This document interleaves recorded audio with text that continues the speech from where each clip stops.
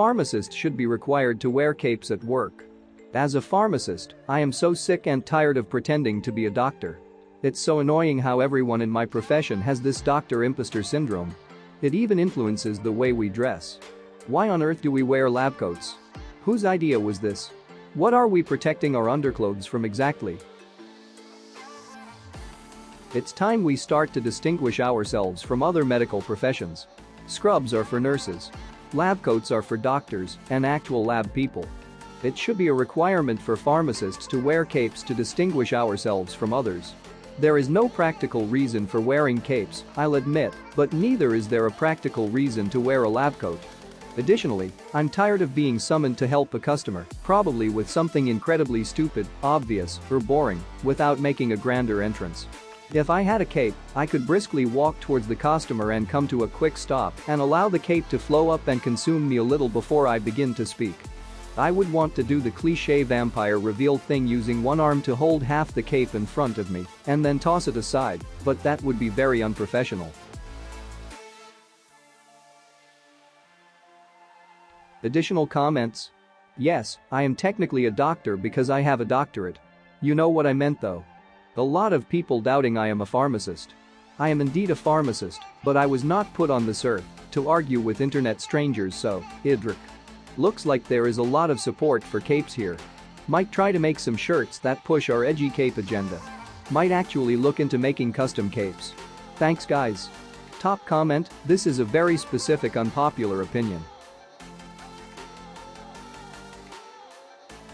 Instead of teaching boys it's never okay to hit a girl, we should be teaching all kids, it's never okay to hit anyone.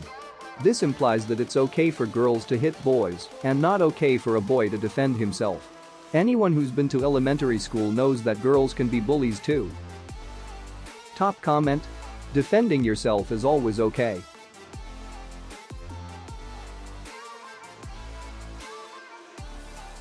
Kids shouldn't be in YouTube videos or have their own YouTube channel.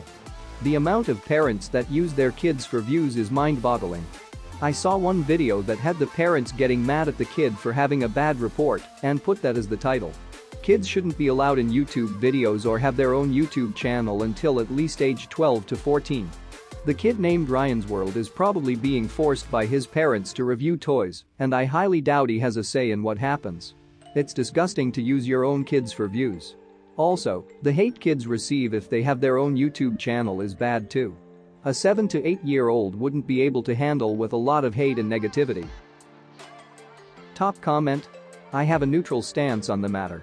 The kids that haven't had a choice, like RSW, should be protected from that, but others, like the Norris nuts, that work on their own material and very clearly want to be doing that, should have the freedom to do so. The parents need to have more control though. In the case of the Norris nuts, there are a lot of things that have been done and said in their videos that should not have been put online, and their constant use of clickbait is ridiculous. Science denial is getting WAYYY too common. I'm not going to go much into detail cause Reddit hates these posts, but still.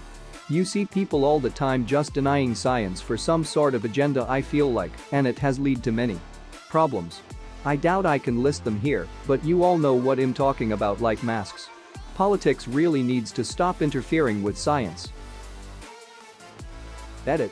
A lot of people are saying that this has always been around, and yes it has. I so agree that it's just that social media just makes it more noticeable. The point is that these people still have power.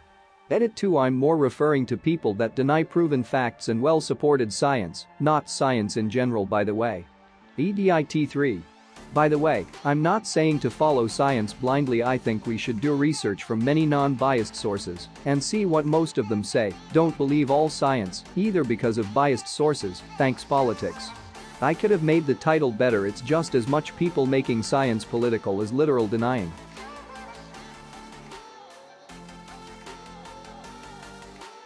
Top comment, agreed. But what if you discover something that isn't politically correct yet scientifically sound? Somehow it's okay to suppress and deny that kind of science. The news media makes most of its money because of how stupid the general public is. They bank on how stupid the average person is, and they make shitloads of money each and every time because of it. They fear-monger, they constantly spread misinformation, they overhype every major news event, and their fact and opinion sections are virtually indistinguishable at this point. The profit motive of the news media has absolutely destroyed it. If news isn't a plain and clear presentation of facts, it's not news, it's an opinion. Top comment? Yeah. It's honestly fucking scary how sheepish some people are that will literally 100% believe what they hear without doing a smidgen of research.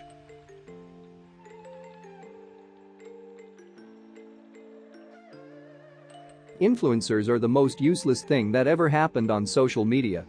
I really hate going on the internet then to see someone post, "Hey guys, I'm at this one restaurant and look at their delicious food." Personally, I feel bad for the restaurant because for some reason, sometimes, or actually maybe a lot of times, they give them the food for free. Like what the hell was that? You give free food to someone who posts stuff and get 200,000 likes, but you wouldn't give food for free for someone in need? That looks kind of scummy and shouldn't be happening, but guess what? It's a thing. Another reason why I think they're useless is that what are they doing and how do people fall into this? I know I sound jealous, but I'm just tired seeing animators, YouTubers who give out good content, small rock bands, or even stop-motion animators on YouTube not getting their attention and barely get 3K views and maybe 10 subs out of one video, while influencers put out their body in front of something and gets free merch just to advertise another object. A useless person wants us to waste money on a useless item. And the sad part is that we as a society fell on that part. Top comment? If I had a restaurant and an influencer came in, I would charge them for the food. People get shit on for being a fan of a bad sports team, but if anything, they should be praised for sticking it out during tough times and not jumping ship onto the best team's bandwagon. Basketball's back on today, but shit, I do not miss the fans of good teams who feel some sort of superiority complex and shit on the fans of teams that are currently struggling.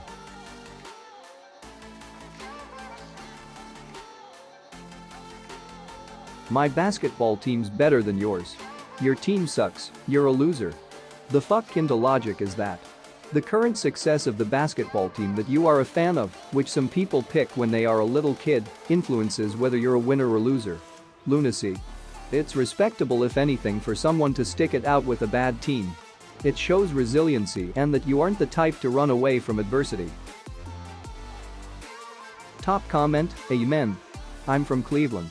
I know the pain. Brushing your teeth after breakfast is superior to brushing them when you wake up. So my GF apparently brushes her teeth before she eats. And apparently too many people do it like that. Stop. Eat first. Then brush the food off. If you brush first, the food tastes so fucking bad. I don't care what you say, if you brush your teeth before food you can't have an opinion. Top comment?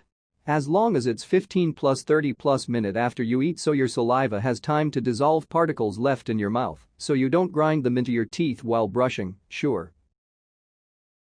So thanks for watching, everyone. Hit that subscribe button and also the notification bell to be notified every time we upload a new video with a Reddit hot topic.